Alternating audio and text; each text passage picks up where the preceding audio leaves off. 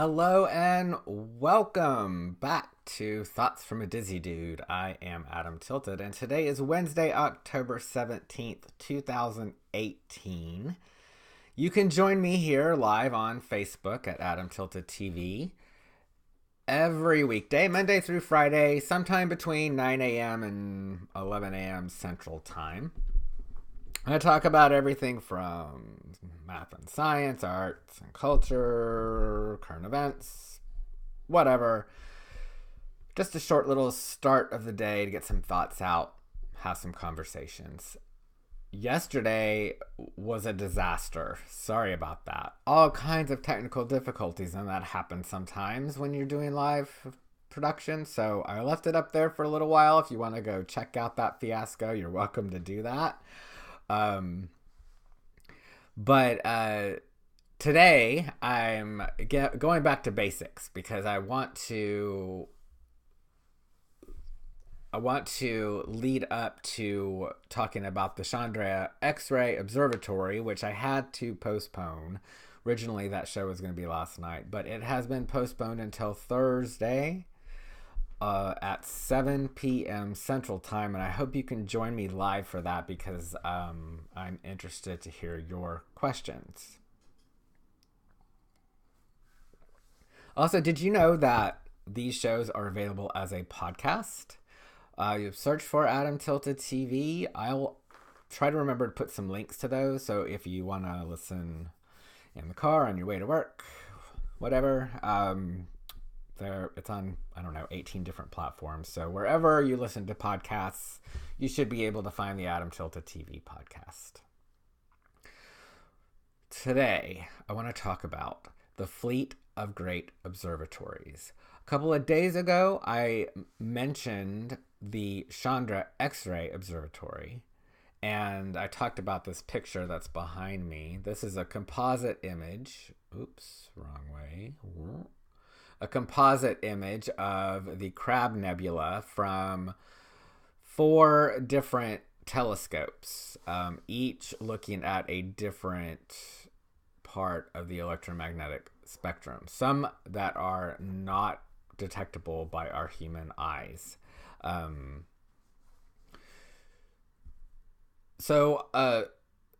probably have heard of Hubble. That was the first and probably the most famous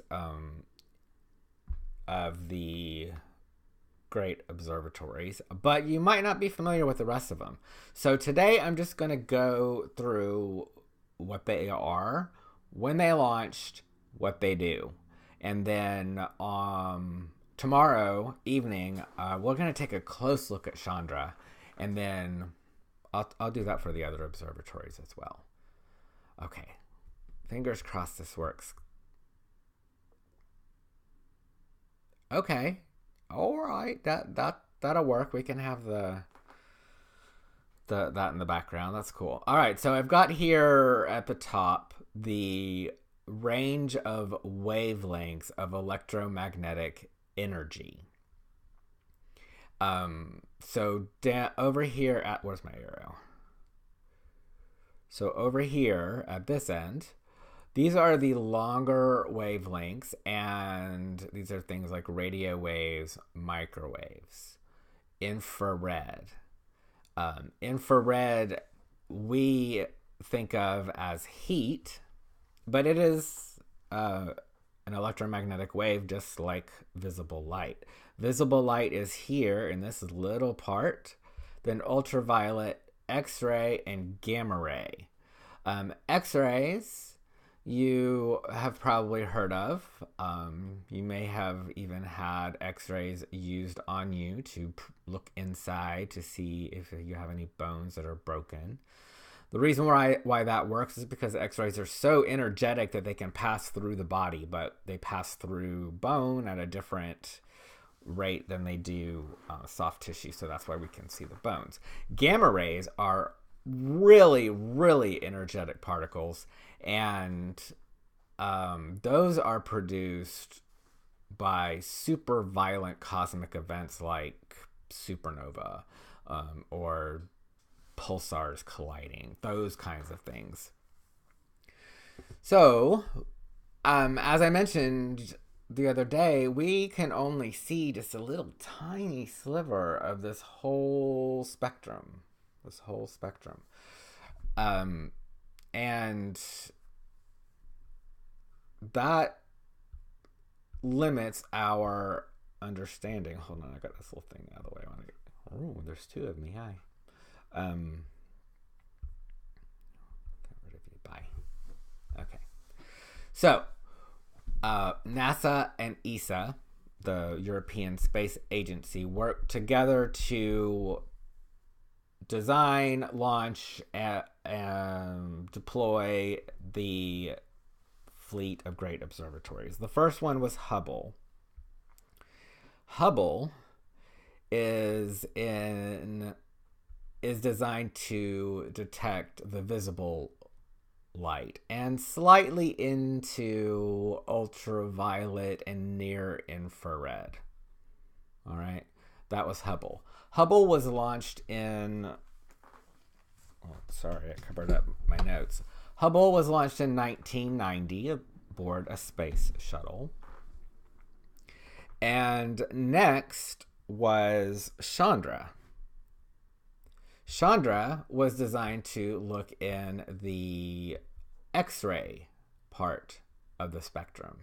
And as I showed you the other day, and we'll talk about more again, that allows Chandra to see things that we wouldn't be able to see at all. For example, peering through towards the center of the Milky Way galaxy, it's all covered with this dust, and we can't see what's in there just using optical telescopes. So the Chandra X-ray telescope can reveal a lot of those hidden things behind there.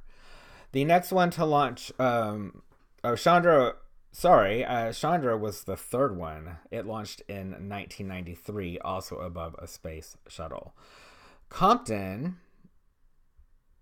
is not very well known. I didn't know very much about it. Compton Gamma Ray Observatory launched in 1991, and as its name implies, is designed to detect those gamma rays that are produced during those violent explosions. These three were all launched aboard space shuttles.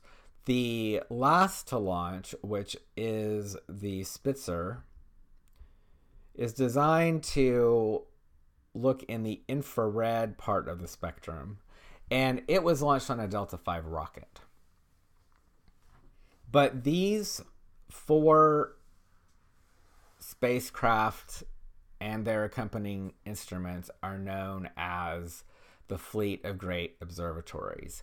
The Compton Gamma Ray Observatory was safely deorbited in 2003.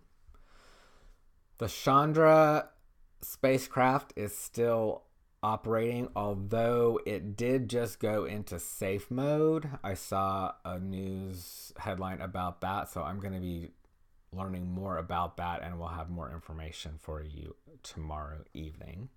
Hubble is still going, although it is also recovering from a problem. One of its wheels it uses to navigate, something went wrong. I believe it also went into safe mode. I'll have an update on that as well. Spitzer is in an extended mission. It's still collecting data, which is amazing because these were launched a long time ago, over like 20 years ago, and their expected lifespan was a few years. So Spitzer is still operating, but not under its original conditions. It is an infrared telescope, which means that it has to stay really, really cold so that it doesn't get interference from the heat of its own instruments. So it has a coolant on board to keep it cool. That coolant has run out, but Spitzer is still cold in space, and they can still get some useful data, and it is now in its extended warm mission. So it's still collecting data. So all of these, except for the Compton, which has an interesting history, and I'm excited to tell you more about that. But these three are still out there doing their thing. All right. Come prepared with questions. Remember, tomorrow night at 7 p.m. Central Time, I will be back here live. I'll be back here tomorrow morning as well. But tomorrow night, I will be talking about the Chandra X-ray Observatory. We'll be looking at the instruments that are on board, taking a look at the launch. It's a space shuttle launch, so that'll be fun. I haven't been able to show one of those. And those, I'm a space shuttle kid, so I love to watch those launches. So come with questions. What do you want to know about Chandra or X-ray telescopes in general? By the way, just as an aside, these down here, these wavelengths, the radio waves and the microwaves, we do have telescopes that operate in those as well. They look like satellite dishes. So if you've seen the movie Contact, then you know what I'm talking about. Those big field of all of those are detecting microwave and radio waves. All right, so gives you a little taste of what is coming up. I also have some space watching tips for tomorrow. The moon is at apogee today, which means it is at its far away point in its orbit, just for fun. We're just past first quarter moon, so from now on throughout the month, you'll see the moon getting closer and closer to full. So if you've got a backyard telescope or a pair of binoculars, and you've got a clear night, go check the moon out and see if you check those differences as the lit part of the moon moves across the surface, because it highlights different parts that different craters and mountain ranges and things. Your ability to see those changes as the angle of light changes. So it's interesting if you can observe those from night to night and see those changes. By the way, if you have any questions about the moon, send those to me as well. I am working on doing another episode about the moon, especially the part that we can see.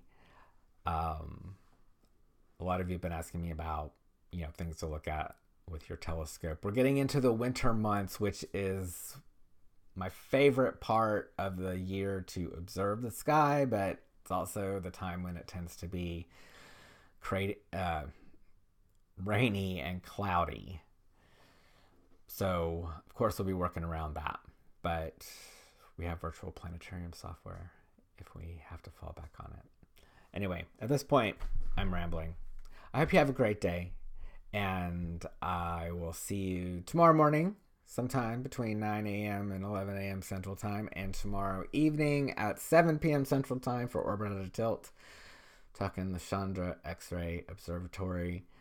Make sure to give Adam Tilted TV a like, follow, turn on notifications, all that good stuff, and have a great day.